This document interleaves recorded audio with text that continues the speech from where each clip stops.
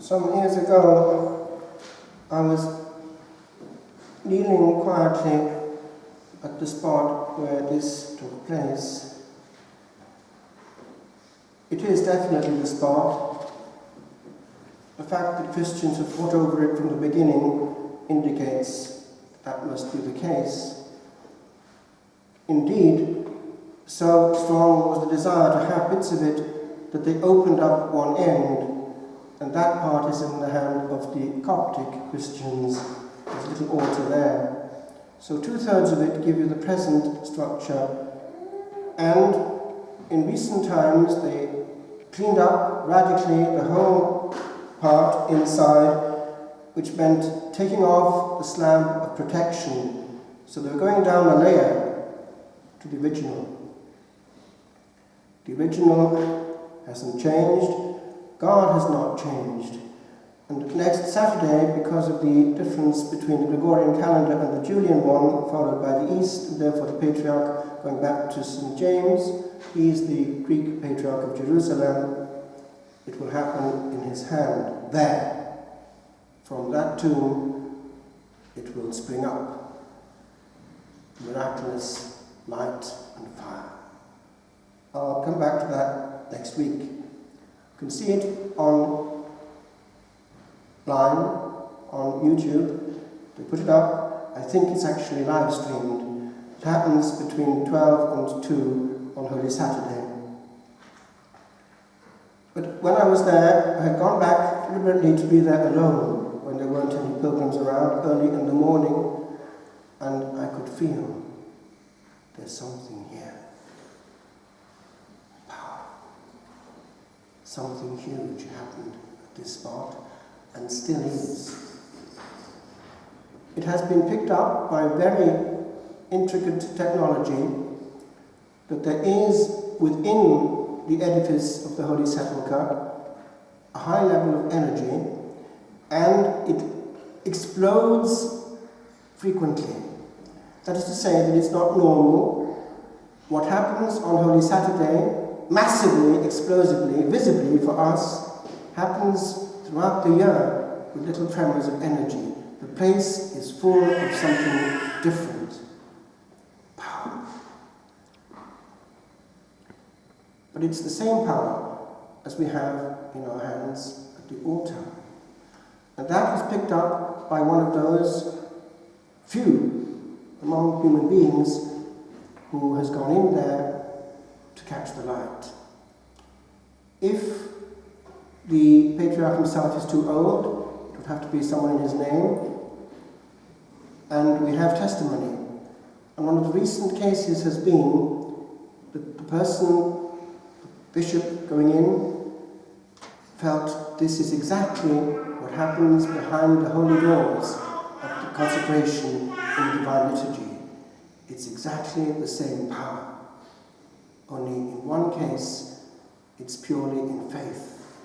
And in the other, God breaks through, and the veil is wide open. And you know that it's spectacular. The hand of God and man. Touch. Ignition. It's unbelievable. But it's happened since the building of the Sepulchre Church way back after the cessation of persecution. I want to make a jump.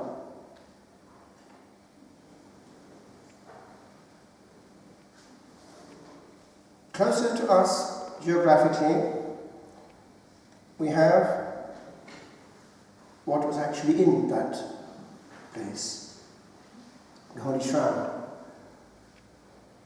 It's much debated, but I assure you that the weight of evidence is very much for. And you can scientifically research it yourself, and you will find that one of the great key pieces of recent evidence is this. There was a great scientist, neutral but very clever, who had no axe to grind, no agenda, he just wanted scientific truth. And he had cancer. His days were numbered. But he had an intuition of what had actually happened at the carbon-14 testing. He was going to get to the bottom of it, and just in time before petering out, he did. And he was able to leave his work for scientists and for all mankind. And I sum up this. He found, without any shadow of doubt, that this is what actually happened. You may know that Satan hates the Holy Shroud. You can imagine why. He's tried time and again to destroy it. A big means is fire. One big one happened in the 1500s, so much so that the lead was starting to melt and fall upon it, hence traces on it. Poor Clare nuns, who were very good with their hands, did their best to repair in such a way that with the naked eye one can't see where the reparation took place. And he wanted to get to the bottom of this because he thought this would be the clue. It was the edges that they were able to get to for the carbon-14 testing. That's important. As though Satan were trying to use that bit and pushing those who would work for him. He got to the bottom of it with very powerful instruments. Electronic magnification, going right into the fibers, and he found that all the ancient material was of the same herringbone stitch, but here there was something going on. The nuns were very good with their hands. They were trying to reproduce exactly what was there, but under microscope one can see that there are two kinds of thread mingling. Moreover, one can see that the colouring in the new ones coming in is put there to disguise it, and it's not the same as the rest. It can be seen clearly under powerful microscopic vision. And so, before dying, he was able to publish his conclusive study. This is what gives you the date, because you've got in there contaminated fibers. So put those together in a C14 test, and in 3 of them separately, you'll get proportionately what leads to a halfway house between dates. Therefore, it's correct. It's correct for what the machines had. It's interesting that when that was presented eventually to the scientific community, they all told them to keep quiet. The accepted view was the accepted view, rather like what Pilate wrote, quod scripsi scripsi. Interesting. Very interesting. In more recent times, more investigation has taken place, and it's still ongoing. And by the way, one interesting one is the pollen. Another is what's in the eyes, the coins, which is typical practice of the time. Correct, historically and in time.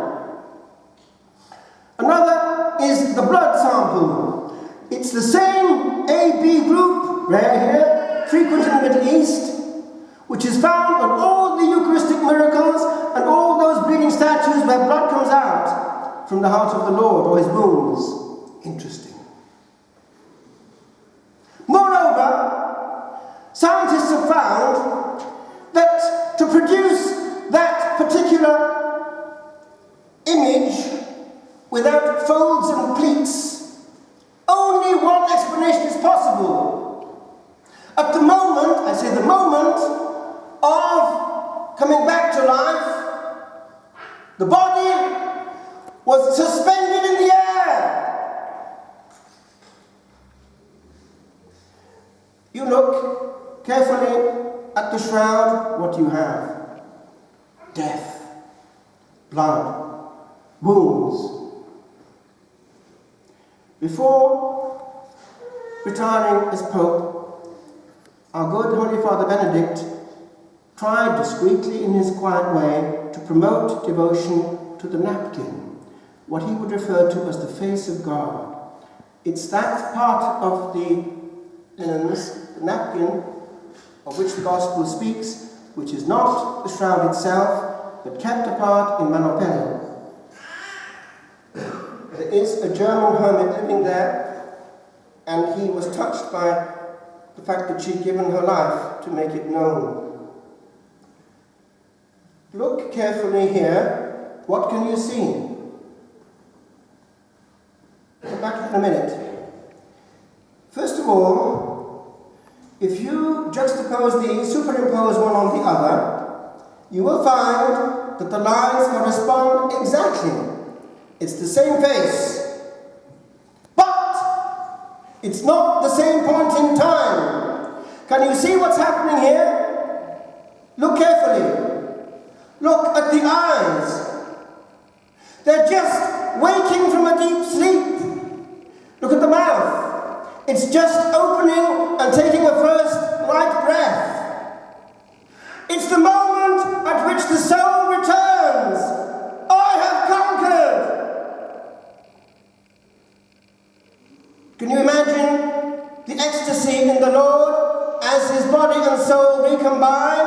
And in that body, hitherto mangled, atrociously tortured for us, he is no longer suffering. He's done it! Meninika, I have conquered!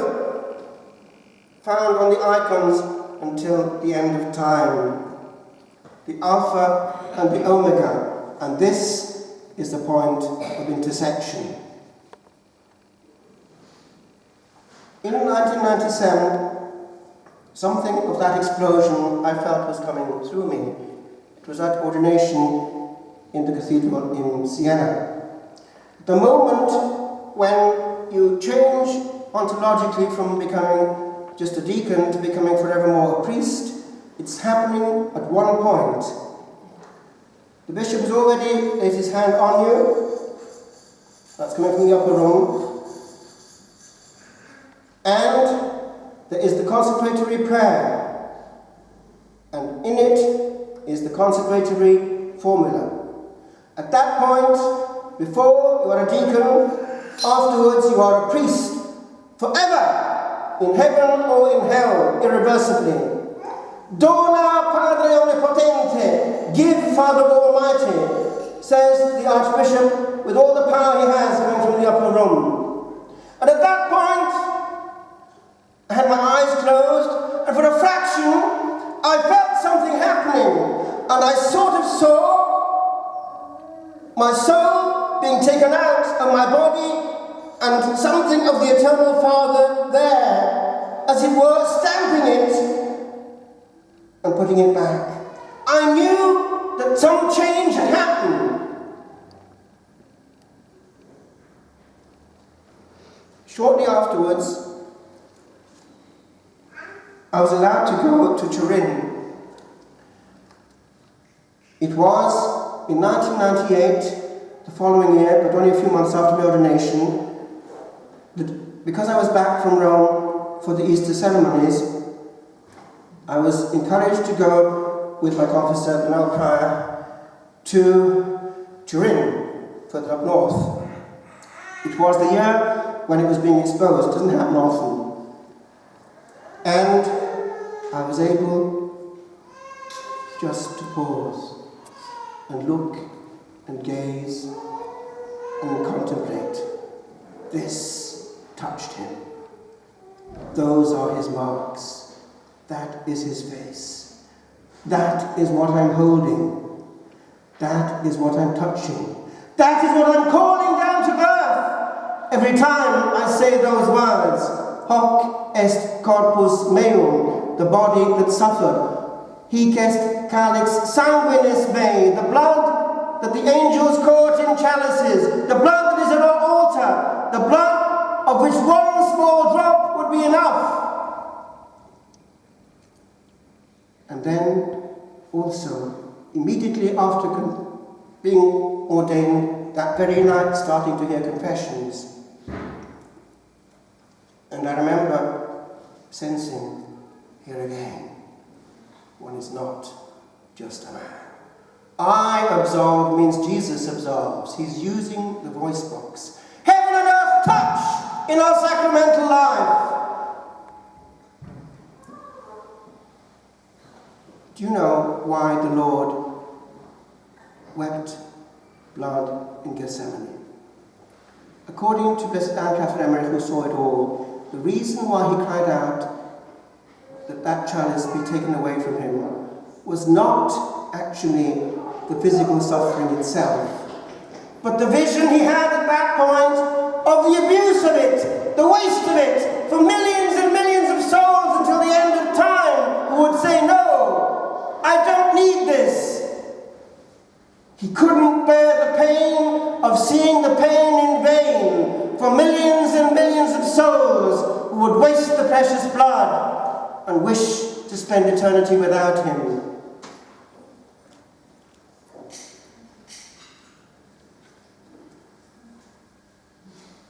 Next time you're in a graveyard, pause.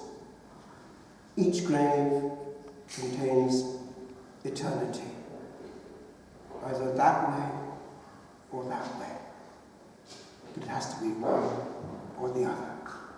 And some in that graveyard, wherever it may be, it may not be that way, but that way. As in the Russian cross, one sees in the slanting foot part that one of the robbers didn't make it, and only one made it at the last minute. It's the case of every death. I conclude, my friends, we have on our side ultimate victory, but we have to claim it. I remember in student days, we had a beloved professor of dogma, and talk about Bangor now. All the staff had great faith, most of them were ordained, and he was an nonconformist. Dr. Stan, the doctrine man, used to say, lights a fag whenever he can, likes to talk, likes to walk. Dr. Stan, Dr. Stan. Well, Dr. Stan was preaching one day, and I went to hear him. He's a great preacher, all in Welsh, of course. And he had this to say: he'd been exempt from military service in the war. He was too young and he was heading for the ministry, but his brother wasn't. So he was swatting for an exam on the farm, and his brother was miles away in France. And a telegram came down the lane of the farm from the War Office: missing. Presumed dead. His beloved brother. His mother was in bits. But there was one hope, tiny though it was, presumed. They clung on to it for dear life. But day went into day, week went into week, indeed month went into month. And that glimmer of hope, bit by bit, disappeared. One morning, he was swatting in his room when a motorbike came down the lane. He heard his mother stirring downstairs.